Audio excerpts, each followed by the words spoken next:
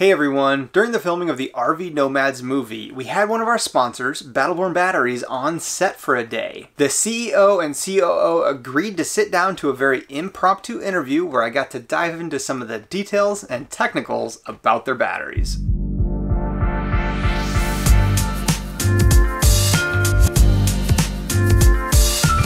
Ready? Yep. All right. Hey everyone, I'm Tom Morton from Morton's on the Move, and as you may know, I did a Tesla battery install in our RV as part of our solar system. I love lithium technology, and today I have the privilege to sit down here with Dennis and Sean, co-founders of Battleborn Batteries, a much easier drop-in lithium solution, and we're just gonna have a chat today about your products. Thanks for joining us. Yeah, thanks for having us. It's great to meet you, man, in person. So could you guys give us kind of a brief overview of your batteries? Our batteries are drop-in replacements. So we designed them specifically to be able to take your lead acid battery, 12-volt battery out and put this in. And we really focused on ease of install, ease of upgrade, ease of transition.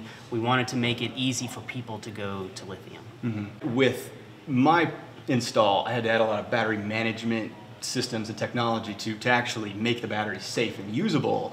Is that integrated into your batteries, or what do people have to do to use it? Every battery that we sell has a battery management system built into the battery, and that's why we call it a drop-in replacement.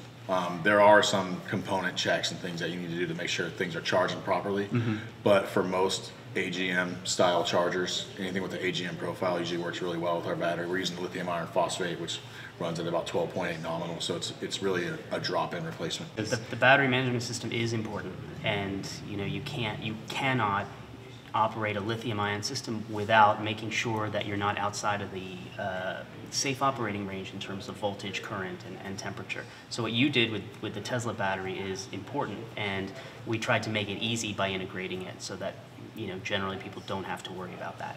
Awesome. Can we talk a little bit about that BMS system? What exactly does it do? I have high voltage cutoff, low voltage cutoff on mine, temperature management. Is that all integrated to your batteries? It is integrated. So we have high voltage cutoff. So when you're charging, if a single cell goes up above our prescribed voltage, it will cut off charging. You can always discharge, but it will cut off charging until that voltage comes back down below another prescribed voltage. We also have a low voltage cutoff. So you don't want lithium-ion batteries to go too low in voltage. That can create problems. So if one cell falls below a certain prescribed voltage, we prevent discharge. We always allow charge under those conditions, but we prevent discharge. And we also have high current cutoffs because although lithium-ion batteries can deliver a huge amount of current as compared to lead-acid batteries, the cells can deliver a large amount of current. You still have the circuitry in the battery management system, you have the contacts. So depending on how the pack is designed, you don't want to operate unlimited current because things can get hot and then bad things can happen. And so we have a variety of current cutoffs. We have for example, our 100 amp hour battery can do 100 amps continuous. That's a 1C rate. It can do up to 200 amps for 30 seconds. It can do up to about 350 for half a second. And so these tiers allow for example, cranking or operating a hairdryer or microwave, something for short periods of times. But generally we take great care to make sure you're always in a safe operating range that will not degrade the lifetime of the battery pack. And I think another thing that we left out a little bit on the BMS is the temperature protection. Right. So we have a high temperature protection, which cuts the battery off completely. It won't charge or discharge. On low temps, our battery will discharge below freezing, but it won't take a charge. And that's below 25 degrees internal temperature until it becomes above 32. The battery's not going to allow a charge. And what that does is prevent you from damaging the battery. Yeah. Because what you'll do is you'll cause lithium plating, which will basically shorten the lifespan of the cells significantly. And a lot of companies out there don't have that built in their BMS, but it's an essential part of operating a lithium system to protect your investment. Now, as the cold temperature issues with lithium are pretty well known. I have a heating pad that I run on my pack in case it gets really cold.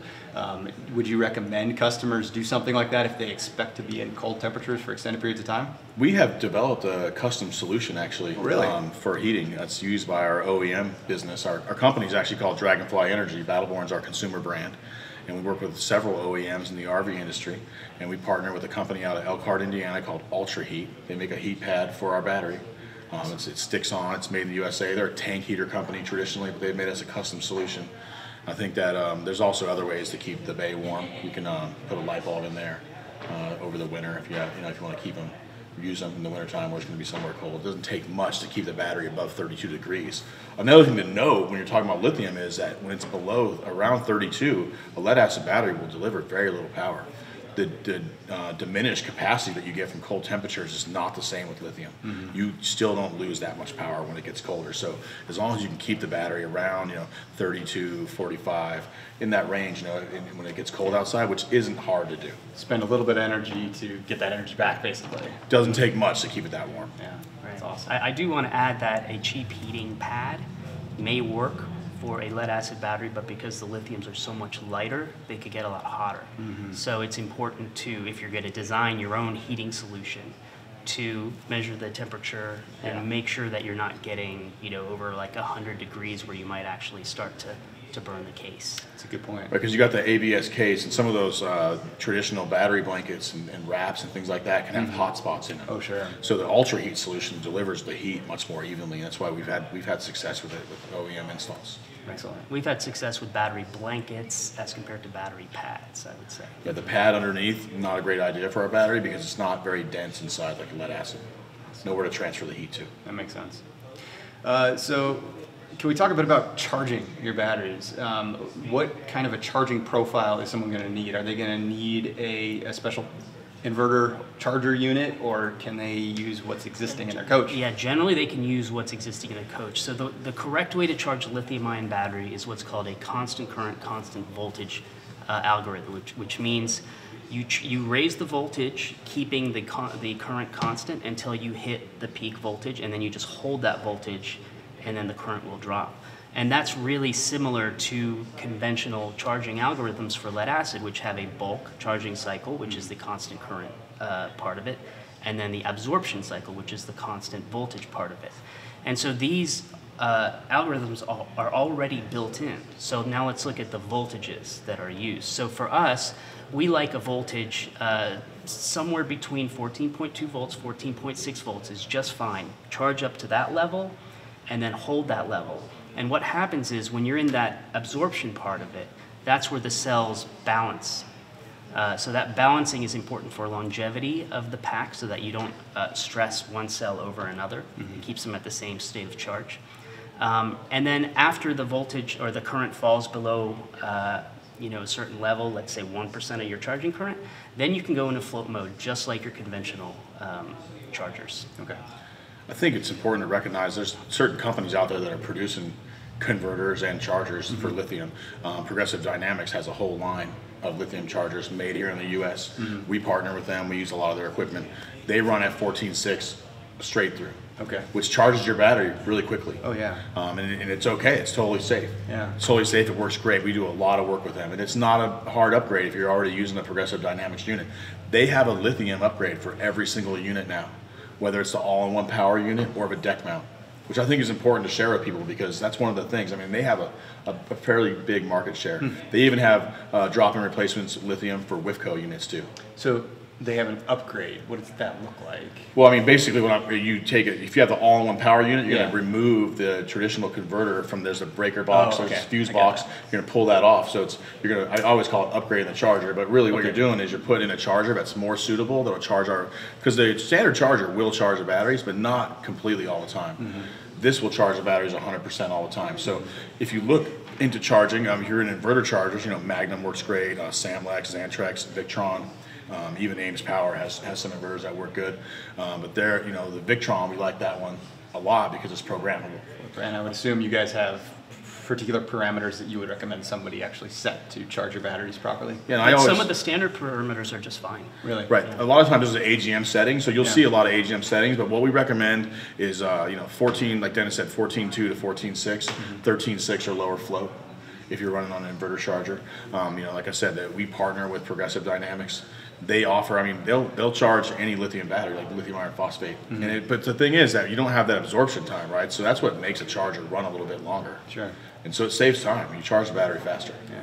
I just love that you guys have this drop-in solution. That's just so cool to me. But I currently run a 24-volt system. Do you have 24-volt options, or can you put series parallel? How can people connect these batteries? No, we actually do have a 24-volt battery. That's a 50 amp hour 24-volt. But aside from that, you can connect our batteries in parallel, and you can connect them in series up to 48 volts. So if you have a 24-volt battery, you can put 2 in series to get to 24 volts. If you have a 12-volt batteries, you can put 2, 3, or 4 in series to get to, 24, 36, or 48 volts. Awesome. One thing I want to add to that part is that we do have a fair number of 24-volt systems out there in mobile applications. One that comes to mind is on a vehicle called Brutus from Adventure Driven. It's an M1079. It's like an extreme RV. It's a big military vehicle. He's got 6 batteries on it. So he's got 300 amp hours at 24 volts and a Magnum 4,000 watt 24-volt inverter on board. Keep in mind that when you see larger lithium batteries in the market, like let's say you see a 200 amp hour 12-volt battery, you're like, oh, I want to use that instead of the 100 amp hour size. Usually that 200 amp hour battery only has a 100 amp continuous BMS. It's not going to give you more power, but when you put 2 of ours in parallel, you get 200 amps continuous output. You put 3, you get 300 amps continuous output. So it's a better system that way when you build it from the 100 amp hour platform.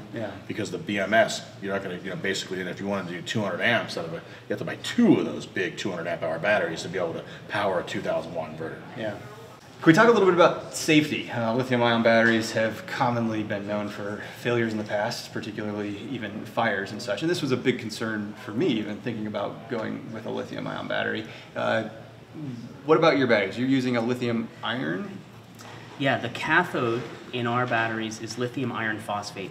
Lithium iron phosphate is a material that was discovered to work really well as a lithium-ion battery cathode back in the 90s.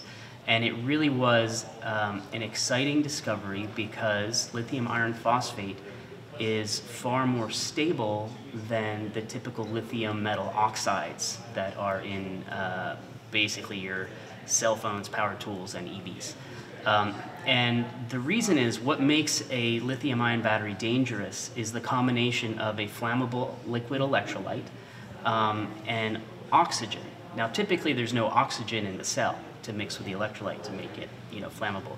But oxygen can be produced if you heat the cathode really hot, because the oxides have oxygen and they can reform as oxygen gas and then explode.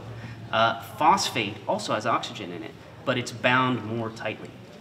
So it has to heat up really, really hot in order for it to undergo thermal runaway. And before that happens, you can make cells like ours that have a burst valve, and you can basically cool it before it gets to the point where you can encounter, the type of situation you see in a hoverboard or a cell phone that explodes. Sure, because the batteries basically are creating their own oxygen source, and that's almost impossible to put out.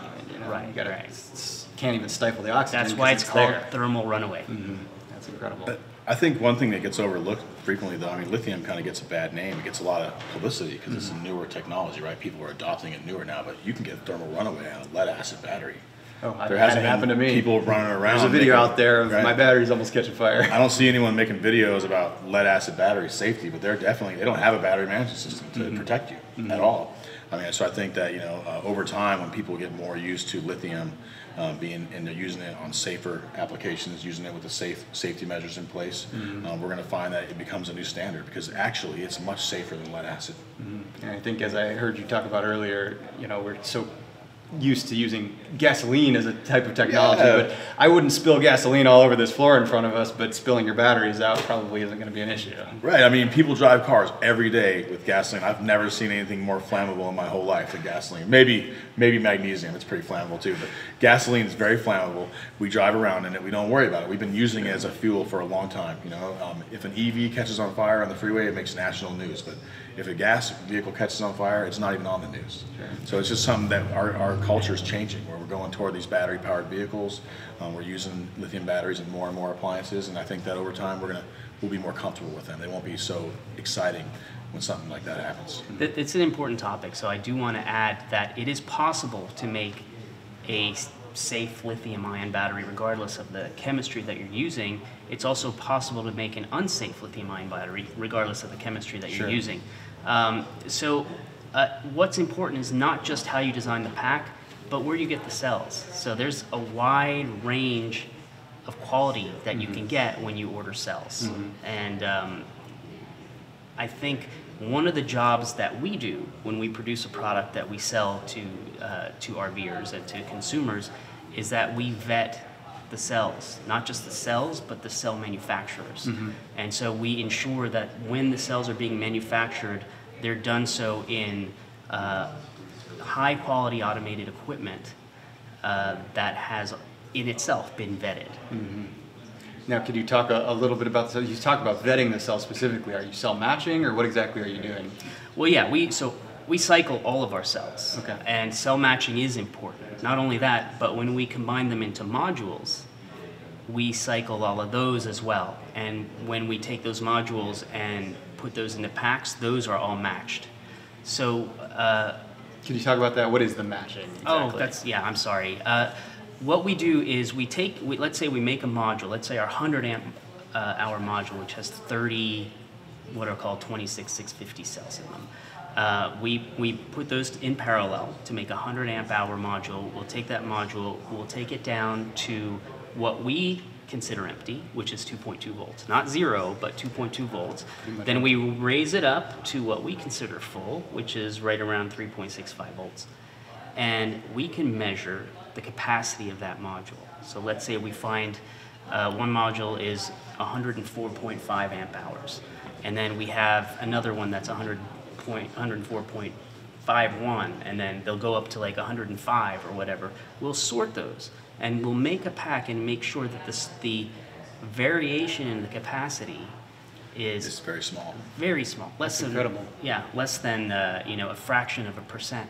And what that does is it ensures that all of the modules and the cells within the module age at the same rate. That's awesome. And you rate I think your batteries generally are 100 amp hour batteries, right? What is that rating? Can I actually use that full 100 amp hours, or is it 80% like you'd hear at lithium, or? You can use nearly almost all that power. I mean, basically the thing is that you got to realize you have other efficiency losses in the devices that you're using. So it's you're going to use an inverter, you're probably going to lose about 5 to 10% minimum. Sure. So, but our battery will deliver consistently. I mean, we don't ship out a battery that's below 100 amp hours. I challenge the competition to tell people that, because they're very importing a battery, they're just taking someone else's word for it. It just makes sense to me, though, that you rate it as what you can actually use instead Correct. of Right. 50%. I mean, that We seems normally don't outrageous. ship one out. You know, these days we're shipping batteries that are above 102. Otherwise, they go to B stock. Awesome. So when we say 100 amp hours or 102 amp hours, that's from our low voltage cutoff to our full cutoff. And so that's all usable. That's incredible. Lithium is an exciting time right now. There's so much talk and buzz around it. Where do you guys see the future of lithium in battery technology? Where are we going with this?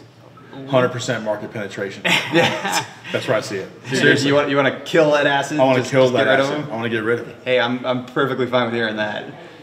Go ahead, Dennis. I was going to say something science related, but you're right. Where do we see it? We see it dominating the market. Well, I love to hear that. But what about the science? Where do we part see of the it? science in 'cause lithium? What does a manufacturing process look like right now? Is it challenging to make a lithium cell itself?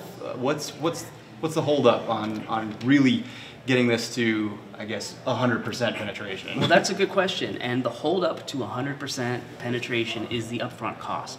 So as you probably know, the cost of operating a lithium-ion battery is already cheaper by a long shot Sure. than operating a lead-acid battery. But it's that upfront cost that we need to get over. And part of the reason that there is a relatively significant cost is the cost of manufacturing the cells. So of course you have the raw materials, and the raw materials have their own costs, which as volume goes up, the cost of those will come down. But there's also the costs associated with basically the manufacturing equipment, the cost of the equipment, and the amortization of that equipment, which is enormous. Labor. The gigafactory is billions of dollars as an example. The cost of labor, the cost of energy, the cost of space, the operating costs. And so all of those costs can come down. And so there are definitely innovations that I can say we are working on to bring those costs down. In fact, our company started as a technology company working specifically on the manufacturing process. But I also want to throw in this, in terms of developments in lithium-ion technology in general, I think the holy grail is going to be when we come up with a solid-state electrolyte. Oh, completely. Could you talk a little bit to that so that everyone knows what that is? Currently we're using a liquid-based electrolyte, right? That's right. And as we talked about earlier, the liquid is flammable.